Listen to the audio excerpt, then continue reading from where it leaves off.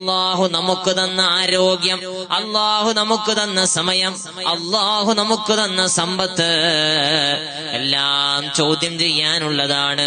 റബ്ബിന്റെ കോടതിയിൽ മറുപടി പറയാനുള്ളതാണ്. വഅൻ ശബാബിഹി,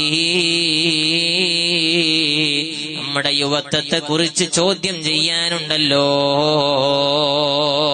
അല്ലാഹു നമുക്ക് നല്ല ആയുസ് തന്നത്, നല്ല ആരോഗ്യം തന്നത് റബ്ബിന് വേണ്ടി മാറ്റിവെക്കാനാണ്, അള്ളാന്റെ ദീനിന് വേണ്ടി ചെലവഴിക്കാനാണ്, അള്ളാഹുവിന് വേണ്ടി സമർപ്പിക്കാനാണ്. അതിനെക്കുറിച്ച് ചോദ്യമുണ്ട്. ആ ചോദ്യത്തിന് വ്യക്തമായ മറുപടി പറയാതെ കാലനക്കാൻ കഴിയൂലല്ലോ.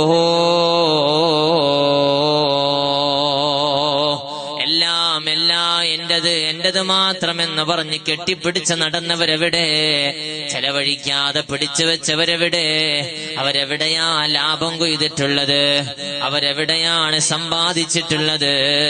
ഇല്ലല്ല മുഅ്മിനേ, ലഇൻ ശകർതും ലഅസീദന്നകും, നന്ദി ചെയ്താലേ അല്ലാഹു തആല നമുക്ക് വർധനവ് തരൂ. നന്ദി ചെയ്താലേ അല്ലാഹു തആല വർധനവ് തരൂ.